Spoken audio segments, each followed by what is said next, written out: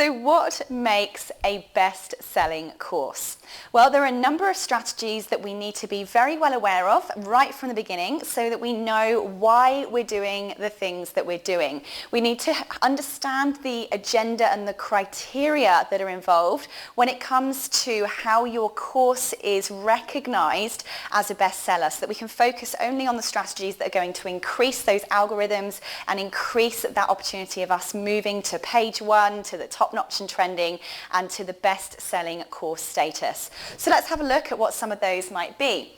Now, one of the first things we need to know is that making a course a bestseller is very much the same as creating a best-selling book. So what that means is we need to first of all get a large number of people enrolling on our course in as short a space as possible on the day that we launch it. So this means actually that we need to be very proactive about planning our course marketing. It's not something that we can just build a course and then start promoting it. If you are at that stage, don't worry, because now you're watching this course, we can actually help you get that set up before you start releasing. So what we want to do is get lots of people enrolling. We want to get them to do that in a short space of time. How do we do that? We're going to be talking about some of those strategies as we go through, but in short, there are two major ways that people do that. Now, the first one is the strategy that some people use is to give away their vouchers or coupons to their courses for either for free or a significant discount in a short space of time when their course is first launched. So there are a number of places that you can, if you don't have an existing audience, promote those freebies or those discounted links to your course whilst making it very, very clear that that discount or freebie is only available for a certain period of time, because you want people enrolling in a certain period, preferably within a week or even in a few days if you can. Because what happens is the algorithms within the online learning platforms, particularly if you're using one like Udemy, for instance, there are lots more out there, notice and pick up on those large numbers of enrollments in one go. So numbers and enrollments really, really important. Now, just while we're on that topic, when it comes to do we choose to give them away for free or do we give away the discount, this isn't a very helpful answer, I know, but it really does depend on your particular business model, why you're creating online courses, and where and why and how they actually fit into your overall business plan.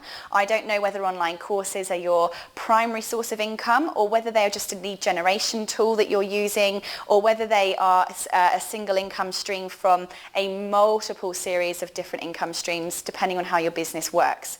But just to give you some idea is that you may not necessarily make money, large sums of money, by having your course expensive. So you want to be attracting more volume, more numbers of people onto your course. So what we really want to be thinking about here is, if we are going to give our courses away for free in order to get to the best-selling status, what overall benefit does that bring us? Are we trying to get large numbers of people to make bigger sales to them, to get them to join other courses? I'd say to you, if you have multiple programs and lots of other courses, it might be a good strategy because it gets large numbers of people noticing you, and if you get a large number of people in one place, then they might be more likely to go on and buy your other courses in the future, having had a chance to test you out. However, I would say to you that if you're giving your courses away for free, you might not always be getting your target audience, which means that your reviews and ratings might not happen at all. If they do, they might not be reflective of what your target audience are actually after. But what it also means is they're going to be less likely to buy other courses from you in the same topic because they probably only got it because it was free.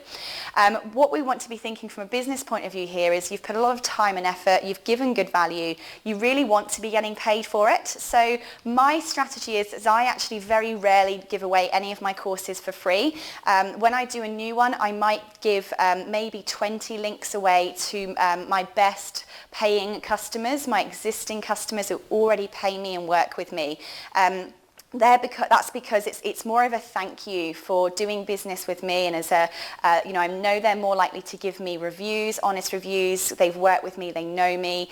So I tend to go with the discount option. Give them a discount. That way I'm still getting paid, I'm still getting my numbers. I let people know that the discount's only for a certain period, so I get that mass numbers in a short space of time. I'm going to talk to you a little bit later about some of these strategies we can use as well, but I just want to make you aware of what they are at the moment, not necessarily how to do them. So we also need to be making sure they happen in bulk if we possibly can.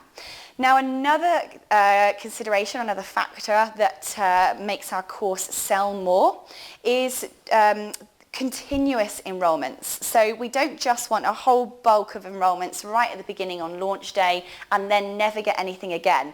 In fact, if we want to be making money from our courses continuously, we do need to have some continuous marketing strategies in place. Otherwise, it could just fizzle out, or even if it doesn't fizzle out, if other people are doing continuous promotions, they're just going to naturally take over us and push us down that best-selling list. So we're going to be looking at how can we make sure that we're continuously getting people signing up on our course. Now, by the way, that doesn't mean large numbers necessarily. It just means there needs to be some activity going on all of the time. Another strategy that we need to be aware of in terms of how our course gets rated is the completion rates of our students. So, for instance, on platforms like Udemy, most of the learning platforms actually, you can go into your instructor's background, dashboard, and look at the analytics. Within these analytics, you can look at how many of your students are getting all the way through the lectures, how many of them are being skipped, which lectures are just being missed out altogether, and which ones people are getting sort of a certain way through and then just dropping off. This tells you which ones are popular and which ones are not. Now, if you have lectures in your courses that are not being watched to the end, that are not being completed, that's actually going to decrease your rating, your popularity score within the algorithms. If you are getting people completing all of your lectures, completing all of the course, then your popularity, retention, completion scores are going to go higher and take you much further up the list. So again, we're going to be looking at some strategies about how you can increase those completion, retention rates and get more sales from that kind of activity going up within your platform. Another strategy of increasing your best-selling status and therefore sales with your online courses is to make sure that you have continuous discussion and student engagement going on within your programs.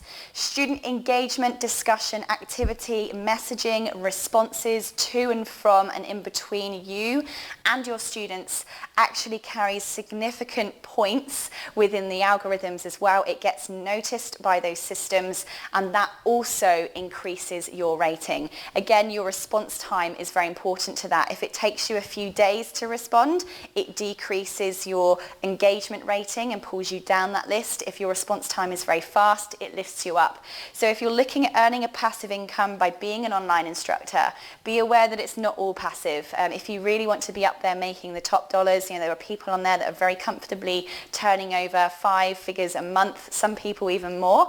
They're doing that because they are considering putting their time into this engagement as well. And finally, we all know that reviews and ratings are absolutely vital.